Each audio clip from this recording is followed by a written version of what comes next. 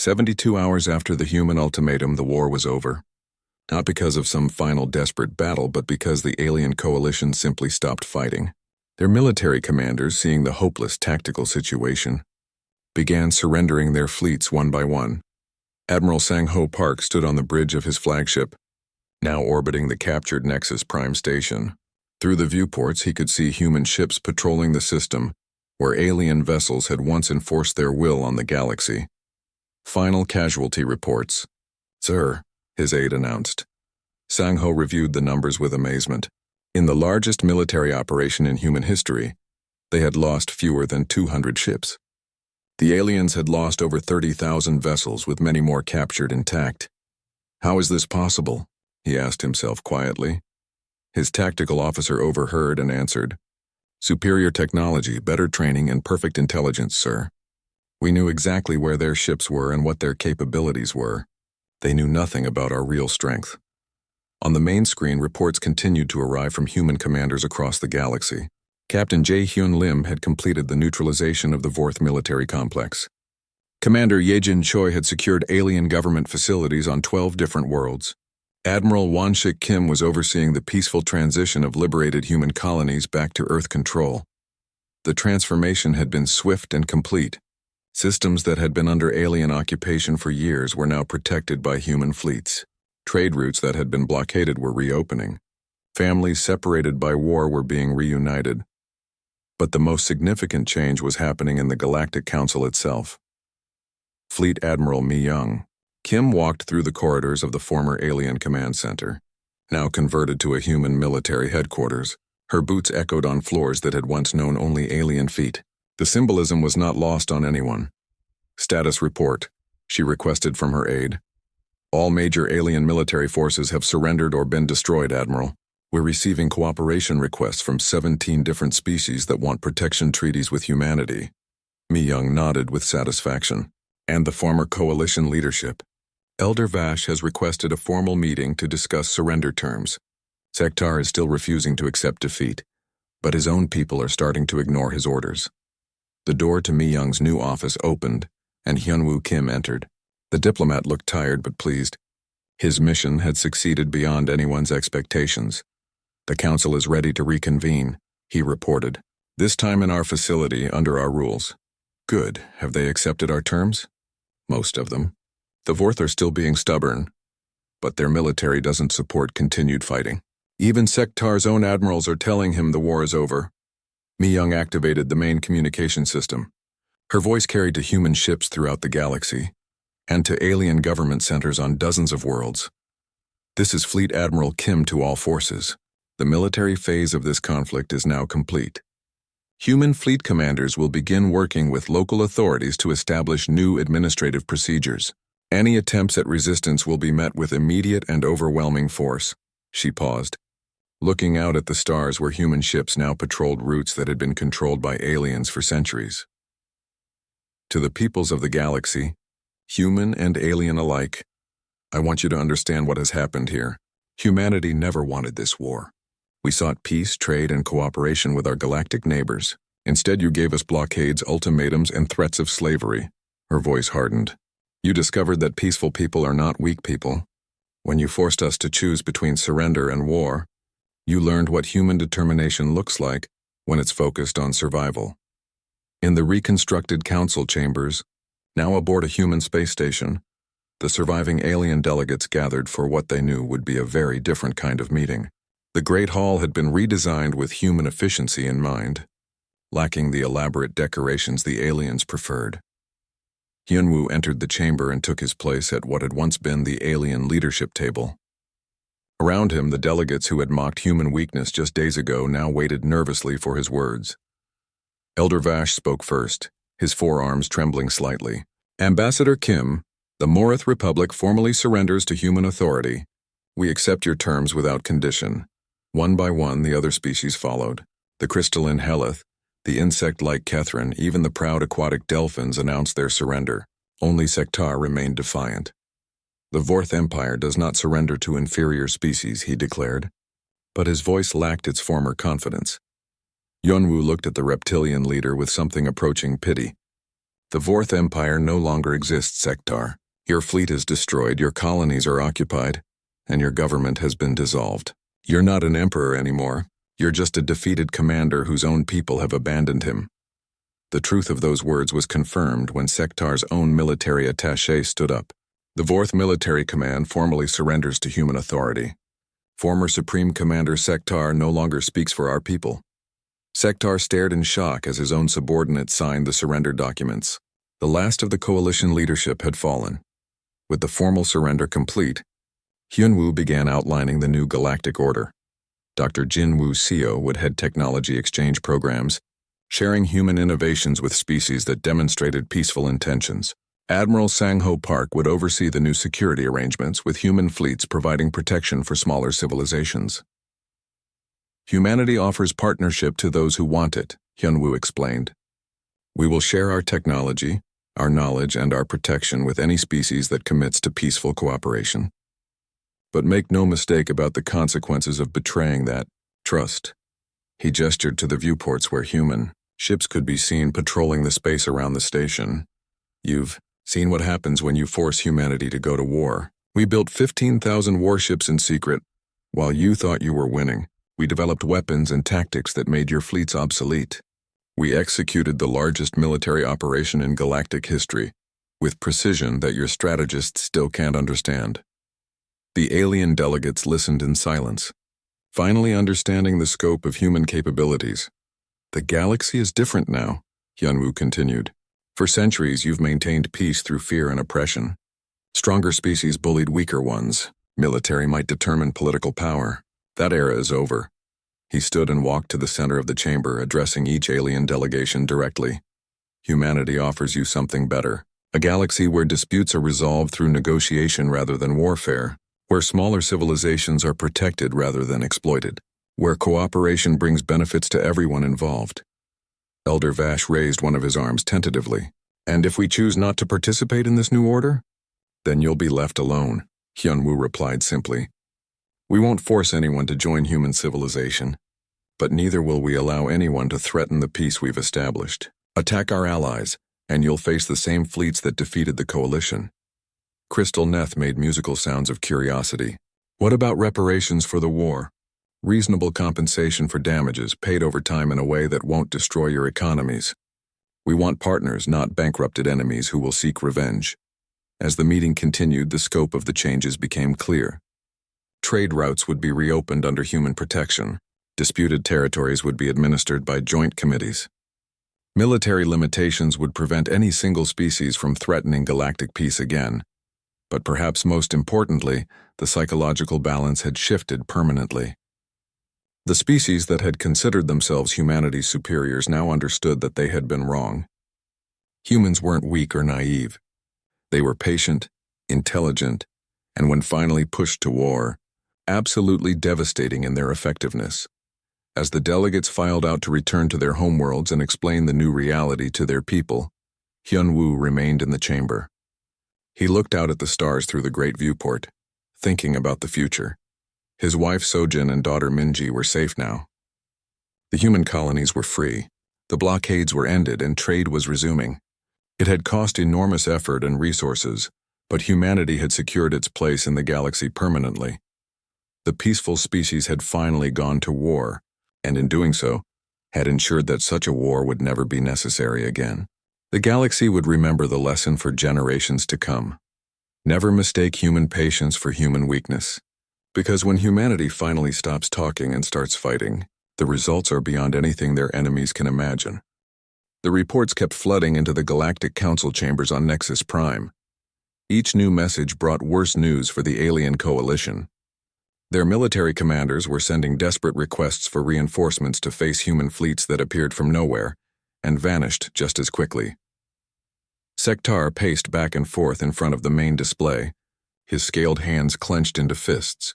The screen showed tactical maps of 17 different star systems, each one marking the location of a recent human attack. Red symbols indicated destroyed alien facilities. Yellow ones showed captured bases. This is madness, he muttered to himself. Where did they get so many ships? Admiral Gorth of the Vorth Fleet appeared on the communication screen. His reptilian face was burned on one side and his voice shook with barely controlled rage. Supreme Commander Sektar, I must report total loss of Battle Group 7. 300 ships destroyed in less than 1 hour. The human vessels used weapons we've never encountered before. Sektar's eyes widened. 300 ships? How many human vessels attacked you? 12. The chamber fell silent. Even the translator devices seemed to pause in shock. 12 ships destroyed 300 of ours? Crystal Neth's musical voice carried notes of disbelief. The humans have developed some kind of new plasma technology, Admiral Gorth continued. Their weapons cut through our shields like they weren't there. And their ships are faster than anything we've seen. They were among our formations before we could react. Another communication came in from the Kethrin Military Command. Hive Queen Zekthara's insect features showed unusual emotion as she delivered her report. The manufacturing complex at Kepler 186 has fallen. The humans didn't destroy it. They captured it intact along with all our technical data and production equipment.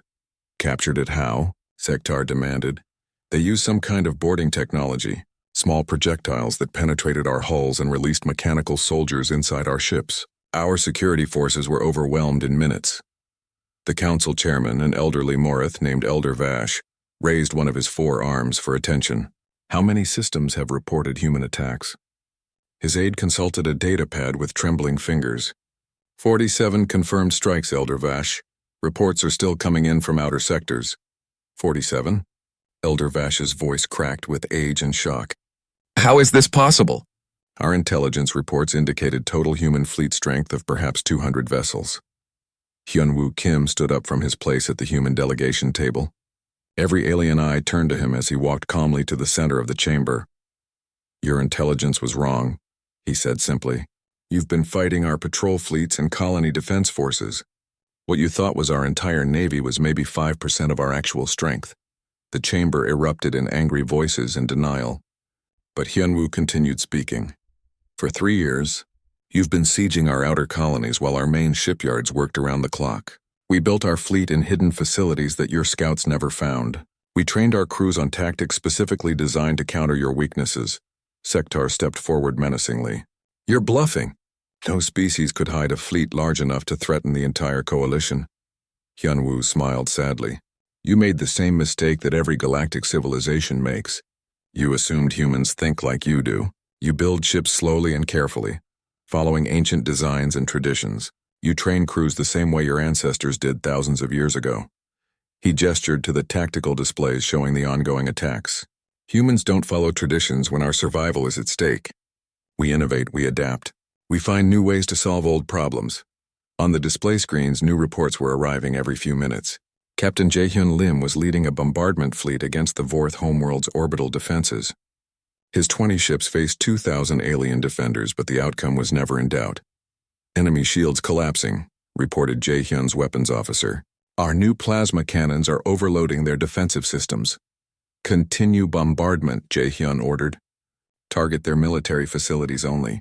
Avoid civilian areas. The alien defense platforms exploded one by one, their debris raining down into the planet's atmosphere. On the surface below, millions of Vorth civilians watched their supposedly invincible defenses crumble under human firepower. Admiral Won-shik Kim commanded the liberation fleets, moving from system to free human colonies that had been under alien occupation. His ships appeared suddenly in each system, overwhelmed the alien garrisons, then moved on before enemy reinforcements could arrive. This is Admiral Kim to all human colonists on New Geneva. Your liberation is complete. Medical ships are standing by to assist anyone who needs help. The response from the planet's surface was emotional. Families who had been separated for years were finally reunited. Children who had grown up under alien occupation saw human ships for the first time. But the most shocking reports came from Commander Yejin Choi's Special Operations teams. Instead of destroying alien ships, her forces were capturing them intact and studying their technology. We've secured the Kethrin Super Dreadnought Queen's Fury, Yejin reported to Fleet Command. Their computer systems contain detailed information about coalition military planning and resource allocation. The aliens were beginning to understand the scope of human preparation. This wasn't a desperate last stand by a dying species. It was a carefully planned military campaign executed with precision and overwhelming force. Back in the council chambers, the alien delegates were starting to panic. Messages from their homeworlds painted a picture of systematic military defeat. Human fleets were appearing everywhere, striking with devastating effectiveness. "We need to call for a general retreat," suggested the Helith representative. "Pull all our forces back to defend our core systems." "Retreat to where?" Sektar demanded. "The humans are attacking everywhere at once. There's nowhere to run." Elder Vash studied the tactical displays with growing dread. In his long life, he had seen many wars, but nothing like this. The humans weren't just winning battles. They were demonstrating complete military superiority. "Ambassador Kim," he said formally, "what are humanity's terms?" Yunwu looked around the chamber at the frightened alien faces. These same beings had been laughing at human weakness just hours ago. Now they were begging for mercy. "The terms I offered 3 days ago are no longer available," he said quietly. "You chose war instead of peace. You chose to threaten our families and destroy our colonies. Now you must face the consequences of those choices." "What consequences?" Crystal Neth asked, her musical voice trembling. "Complete military surrender. Reparations for the damage you've caused. Dismantling of the anti-human coalition. Recognition of human territorial claims throughout the disputed sectors." The aliens looked at each other in shock. These terms were much harsher than anything they had offered humanity. "And if we refuse?" Sektar asked defiantly. Hyunwoo activated his communication device. Admiral Jihoon's face appeared on the main screen. "Admiral, please show our guests the current tactical situation." The display changed to show a galaxy-wide strategic map. Red dots marked human fleet positions throughout coalition territory. The aliens stared in horror at the scope of human military deployment. 15,000 combat vessels, Admiral Jihoon reported calmly, currently positioned to strike every major alien military installation, manufacturing facility, and government center simultaneously. "We can complete the destruction of all coalition forces within 72 hours. The chamber fell completely silent. Even the translation devices seemed to hold their electronic breath. "However," Yunwoo continued, "humanity prefers peace to genocide. Surrender now, accept our terms, and your people will live. Continue fighting.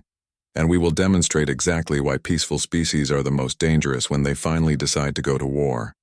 Captain Sujin Park watched the alien fleet through her ship's sensors as her battle group moved silently through the darkness of space. The Vorth military complex at Kepler 442 sprawled before them, 600 warships arranged in neat defensive formations around a massive space station. "Target acquisition complete," her weapons officer reported. "All enemy vessels identified and locked." Sujin studied the tactical display. The aliens had positioned their ships exactly as human intelligence predicted. They used the same defensive patterns they had employed for centuries, never thinking an enemy might learn to exploit those patterns. "All ships, this is Sujin. Execute attack pattern Delta on my mark."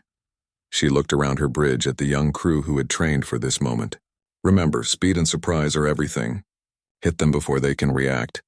Her 12 destroyers were invisible against the starfield, their hulls coated with sensor-absorbing materials. The aliens had no idea death was approaching at high speed. "Mark." The human ships suddenly blazed to life, their engines creating bright trails as they accelerated toward the alien formation. Plasma cannons charged with deadly energy. Missile tubes opened, ready to unleash their payloads. The first Vorth ship exploded before its crew even knew they were under attack. Sujin's lead destroyer put 3 plasma bolts directly into the alien vessel's power core, vaporizing it in a brilliant flash. "Contact. Contact, human ships attacking."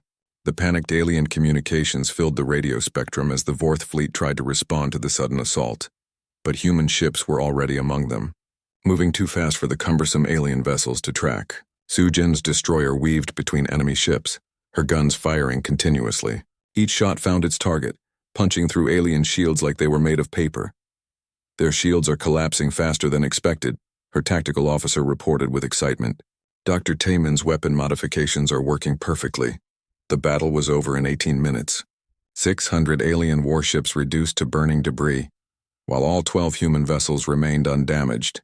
Sujin looked at the destruction with mixed feelings. She felt satisfaction at the victory, but also sadness at the waste of life. "All ships begin salvage operations," she ordered. "Intelligence wants any intact computer cores or communication systems." Similar scenes played out across the galaxy as hidden human fleets struck simultaneously at alien military targets. The coordination was perfect, each attack timed to prevent the aliens from warning their allies. Captain Yunji Lee led her stealth frigate through the asteroid fields around the Vorth homeworld. Her mission was different from the others. Instead of destroying the alien fleet, she was supposed to capture their command ship intact. There, she pointed at her tactical display. The Vorth flagship Thunder of Dominion, 2 kilometers long, heavily armored, and carrying their entire fleet command staff. Her weapons officer looked doubtful. "Captain, that ship outmasses us 50-1. Our orders might be impossible." Yunji smiled coldly. "That's why they gave us the new boarding torpedoes." The human stealth ship approached the massive alien vessel undetected. At the last moment, Yunji fired 6 special torpedoes that penetrated the alien hull and released teams of combat robots inside the ship. Within minutes, the mechanical soldiers had captured the bridge and engine room. "Fourth flagship Thunder of Dominion, this is Captain Lee of the human fleet. Your ship is captured. Surrender immediately or we will vent your atmosphere to space." The alien commander's shocked voice came over the communication channel. "Impossible. How did you board our ship?"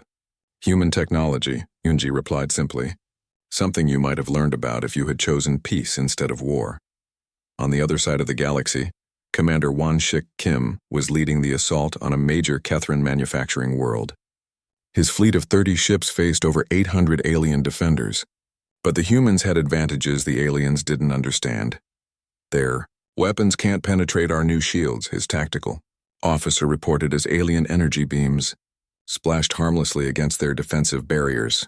"We can get close enough for point-blank shots." Won-Shik's ships moved in perfect formation, their coordination far superior to anything the aliens could manage.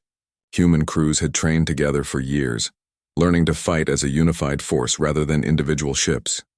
"Focus fire on their command vessels first," Won-Shik ordered. "Cut off their ability to coordinate a defense." One by one, the alien ships died. Their ancient weapons and outdated tactics were no match for human innovation and determination. The Kethrin defenders fought bravely, but bravery alone could not overcome such a massive technological disadvantage. Back on Nexus Prime, the Galactic Council was receiving the first panicked reports from across their territory. Sektar stood at the center of the great chamber, his scaled face showing confusion and growing fear. "This must be a mistake," he said to the other delegates. "Humans don't have enough ships for attacks like this." The crystalline Helith representative Crystalneth made sounds of distress. "My homeworld reports 30 human ships destroyed an entire patrol fleet. How is this possible?" "It's not possible," Sektar roared. "Human military strength is well documented. They have maybe 300 ships total, and most of those are damaged from previous battles." But the reports kept coming. Human fleets appearing everywhere, striking with devastating effectiveness, then disappearing before reinforcements could arrive. Alien commanders reported facing weapons and tactics they had never seen before. The insect-like Kethrin representative buzzed frantically as updates came from her species' military complex. "The humans are using some kind of new boarding technology. They're capturing our ships intact instead of destroying them." "Capturing them for what?" asked the council chairman. Nobody had an answer. In his quarters, Hyun-Woo Kim received regular updates from human fleet commanders across the galaxy.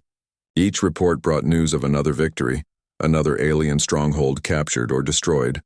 "Phase 1 complete," Admiral Ji-hoon reported over the secure channel. "All primary targets neutralized. Alien fleet strength reduced by approximately 40% in the first wave." Hyun-Woo nodded with grim satisfaction. "Casualties?" "Minimal. We've lost fewer than 50 ships total. Our technological advantages are even greater than projected. And Phase 2? Ready to commence on your signal. We can have the remaining alien fleets destroyed within 72 hours. Hyun-Woo considered this. The original plan had been to inflict enough damage to force the aliens to negotiate seriously. But the results were so overwhelming that complete victory was now possible. Hold Phase 2 for now, he decided. Let's see how they respond to Phase 1 first. Sometimes the threat of total destruction is more useful than total destruction itself. He cut the connection and returned to the main chamber. The alien delegates were in chaos, receiving reports of disasters from throughout their territory. Some were demanding immediate counterattacks. Others suggested trying to negotiate. Sektar noticed Hyun-Woo's return and stormed over to the human table. "What have you done?" he demanded. "Exactly what I said we would do. Hyunwoo replied calmly. We rejected your terms and chose to defend ourselves. This is impossible. You don't have the ships for attacks like this.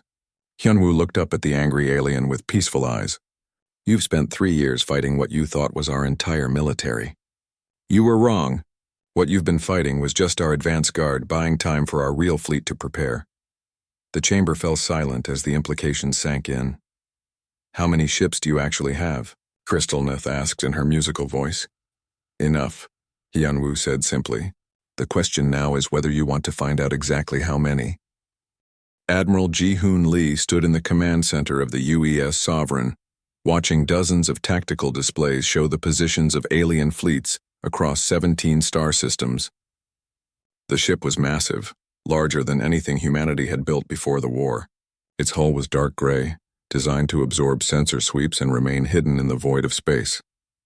Status report, Ji-hoon said to his tactical officer. So-young Choi looked up from her console. She was young for such an important position, but 3 years of war had forced rapid promotions. All hunter groups report ready, Admiral. The aliens still don't know we're here. Ji-hoon nodded with satisfaction. For 3 years, the galaxy had watched what they thought was humanity's entire military force. Small fleets of human ships fought desperate battles against overwhelming odds. They retreated from system after system, always outnumbered, always losing ground. The aliens saw exactly what humanity wanted them to see. Communications, Ji-hoon called to his signals officer. Ha-young Jung turned from her station. Sir, status on the manufacturing stations? All facilities report completion ahead of schedule, Admiral. The last ships rolled out of Asteroid Base 7 yesterday morning. Ji-hoon smiled grimly. While alien fleets had been chasing decoy forces and besieging outer colonies, humanity's real military had been growing in secret. Hidden asteroid bases throughout human space had worked around the clock. Automated factories built in hollowed-out rocks produced ships faster than anyone thought possible. Dr. Taemin Yoon appeared on the main screen from his research station. The scientist looked tired but excited.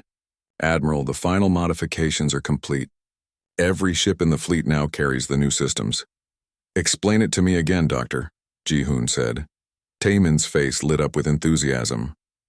We've been studying captured alien technology for 3 years. Their shield generators are more advanced than ours, but their weapons are actually quite primitive. They rely on overwhelming numbers rather than efficiency. He brought up a holographic display showing ship schematics. We've reverse-engineered their shields and improved them. Our new vessels can take 3 times more punishment than standard human ships. But the real breakthrough is in our weapons. The display changed to show weapon systems. Alien ships use simple energy beams and projectile weapons. They're designed for massive fleet battles where accuracy doesn't matter. Our new plasma cannons are much more precise and powerful. One of our destroyers can take out 3 alien cruisers. Ji-hoon studied the numbers. And our total fleet strength? 15,437 combat vessels, So-young reported. Plus support ships, that's over 20,000 total. The bridge fell silent. Even Ji-hoon, who had helped plan the operation, was impressed by the scale. The aliens thought humanity had maybe 300 ships left. They had no idea that hidden fleets were positioned throughout the galaxy, waiting for the signal to strike. Sir, Ha-young called from communications. Priority message from Captain Dong-hyun. Put him through. Captain Dong-hyun Park's face appeared on screen. Behind him, the bridge of the UES Indomitable bustled with activity. Admiral, we've received the go signal from Ambassador Kim. The peace talks have failed. Ji-hoon felt a cold satisfaction settle in his chest. Very well. All units, this is Admiral Lee. Execute Protocol Omega. Across the galaxy, the message reached human fleets that had been hiding for months. Captain Yoonji Lee received it aboard her stealth frigate UES Shadow, currently hiding in an asteroid field near the Vorth homeworld. Commander Min Ho-seo got the signal at his engineering station on the battleship UES Hammer, positioned just outside the Kethrin military complex. Each fleet had spent weeks studying their targets. They knew exactly where the alien ships were positioned, how many there were, and what their weaknesses were. Human intelligence officers had been watching alien military movements for 3 years, learning their patterns and habits. The aliens had made a crucial mistake. They thought like a traditional galactic civilization, they moved their fleets slowly and predictably. They kept their ships in neat formations. They followed ancient battle doctrines that had worked for thousands of years against other alien species. But humans didn't fight like other species.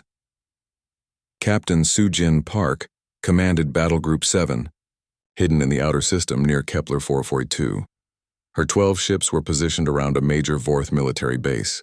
The aliens had 600 vessels there, confident that no human force would dare attack such a stronghold.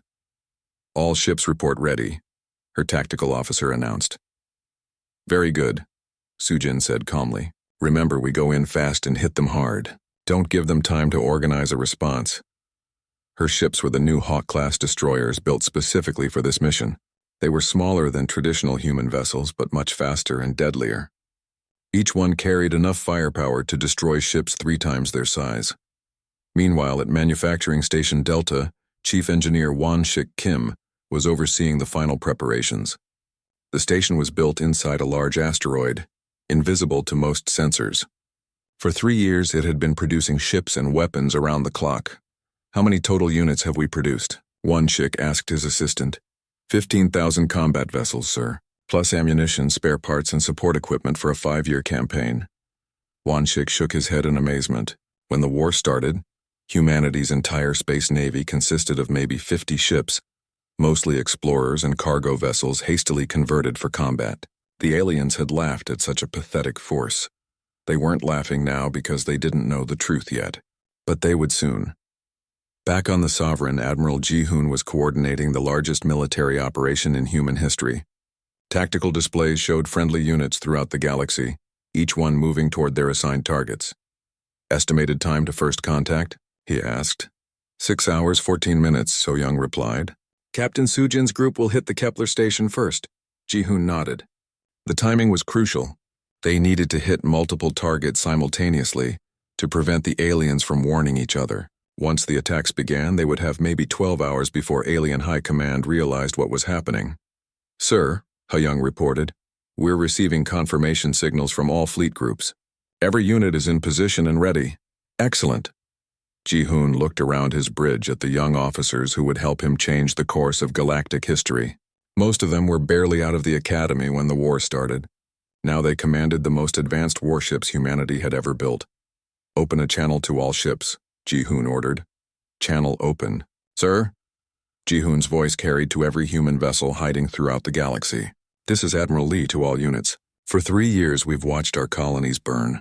We've seen our people enslaved and our ships destroyed. The aliens thought they were fighting weaklings who would surrender at the first sign of real resistance."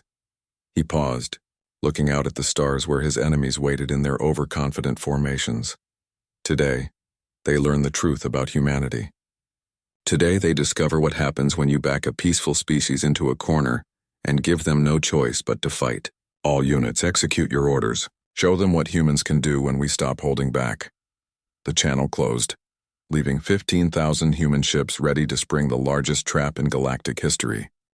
The Great Hall on Nexus Prime had never felt so cold. Hyunwoo Kim sat alone at the human table, his hands folded calmly on the polished surface. Around him, 12 different alien species filled the chamber with their representatives. The air buzzed with their strange languages and the hum of translation devices. Across the room, Sektar of the Vorth delegation stood tall on his powerful legs. His scales gleamed under the bright lights and his yellow eyes fixed on Hyunwoo with satisfaction. The reptilian being had waited 3 years for this moment. Today, humanity would finally surrender. "The terms are simple," Sektar announced, his voice carrying across the silent chamber. "Humans will withdraw from all disputed sectors immediately. You will hand over your military technology to the Coalition. Your species will accept vassal status under Galactic Council authority." The other alien delegates nodded in agreement. The crystalline Heleth representative made musical sounds that meant approval. The insect-like Kethrin buzzed their wings in satisfaction. Everyone knew humanity had no choice. Their tiny fleet of 200 ships could never stand against the Coalition's 50,000 vessels. Hyunwoo listened without expression. He had expected these terms. For 3 years, human colonies had been under blockade. Supply lines were cut. Outer settlements were being slowly starved into submission. Earth's navy fought bravely, but they were badly outnumbered in every battle. "You have 30 minutes to accept," Sektar continued. After that, we will take what we want from your burned worlds. The chamber filled with alien laughter and satisfied growls. They had won, and they knew it. Humanity's expansion into the galaxy had lasted barely 50 years. Now it was over. Hyunwoo stood slowly. His simple black suit looked plain compared to the elaborate robes and armor around him. I need to speak with my government, he said calmly. Give me 48 hours. Sektar's eyes narrowed. 30 minutes was generous. 48 hours, Hyunwoo repeated. Unless you want to explain to the council why you started a genocide without proper procedures, the alien delegates whispered among themselves. Finally, the council chairman, an elderly being from the Morith species, spoke up. Very well. 48 hours, but not a moment longer. Hyunwoo bowed slightly. Thank you. He walked toward the exit, his footsteps echoing in the vast chamber. Outside the hall, Hyunwoo activated his communication device. To anyone watching, it looked like he was calling Earth for instructions. In reality, he sent a very different message. This is Ambassador Kim. Package delivery in 48 hours. Confirm receipt. Far beyond the edge of the Nexus system, Captain Dong-hyun Park received the message aboard the UES Indomitable. He was a quiet man with steady hands and sharp eyes. Around him, the bridge crew worked at their stations with practiced efficiency. Message confirmed. Sir, reported Communications Officer Lee. All units standing by. Dong-hyun looked out at the stars through the main view screen. Somewhere out there, hidden in the darkness, the largest fleet humanity had ever assembled waited for his signal. The aliens thought they were dealing with a beaten enemy. They had no idea what was coming. Back in his quarters on Nexus Prime, Hyunwoo prepared his reports. He had been a diplomat for 20 years, but he had never faced a situation like this. The weight of humanity's future rested on the next 2 days. He thought about his family back on Earth. His wife, So-jin, worked as a teacher. His daughter, Minji, was studying engineering at university. They lived normal, peaceful lives. They trusted that people like Hyunwoo would keep them safe. The aliens thought humans were weak because they valued peace. They saw diplomacy as cowardice and negotiation as surrender. They could not understand that sometimes the most peaceful people were the most dangerous when finally pushed too far. Hyunwoo opened his secure communication channel again. This time, he did contact Earth directly. The holographic image of War Minister Kyung-soo Han appeared in his room. Status report, Han said without greeting. They've refused all reasonable terms, Hyunwoo replied. Sektar wants complete submission. The other species are backing him fully. Han nodded grimly. Expected. Are you ready to proceed? The pieces are in place. Dong-hyun's fleet is in position. When I give the signal, they'll have maybe 6 hours before our ships arrive. Good. The manufacturing stations report. They're ahead of schedule. Dr. Taemin's modifications have exceeded all expectations. Hyunwoo allowed himself a small smile. The aliens are so confident. They've been telling each other stories about weak humans for 3 years. I almost feel sorry for them. Save your sympathy, Han said coldly. They started this war. They blockaded our colonies. They killed our civilians. Now they want us to become their slaves. He paused. No, they had their chance for peace. What happens next is their choice. The connection ended, leaving Hyunwoo alone with his thoughts. Outside his window, he could see the lights of Nexus Prime's great city. Millions of aliens lived there, going about their daily lives. Most of them probably didn't even know there was a war happening. In 2 days, their world would change forever. Hyunwoo spent the next day walking through the city. He visited markets and restaurants, observing alien society up close. They were not evil people. They had families and hopes and dreams just like humans, but their leaders had made a terrible mistake. They had confused human restraint with human weakness. On the morning of the second day, Hyunwoo returned to the Great Hall. The alien delegates were already there, looking smug and satisfied. They had spent 2 days planning how to divide up human territory. Sektar stood as Hyunwoo entered. Well, what does Earth say? Hyunwoo took his seat at the human table. He placed a small device on the surface in front of him. Earth has considered your terms carefully, and we reject them completely. The chamber erupted in shocked voices. Sektar's scales darkened with anger. You cannot be serious. You have no choice. There is always a choice, Hyunwoo said quietly. You offered us slavery or death. We choose neither. Then you choose extinction, Sektar roared. Our fleets will burn your worlds to ash. Hyunwoo stood and picked up the small device. You had your chance for peace. What happens next is your choice, not ours. He pressed a button on the device. A single pulse of energy shot across subspace, faster than light, carrying its message to receivers throughout the galaxy. In hidden bases and concealed fleets, humans received the signal they had waited 3 years to hear. The real war was about to begin.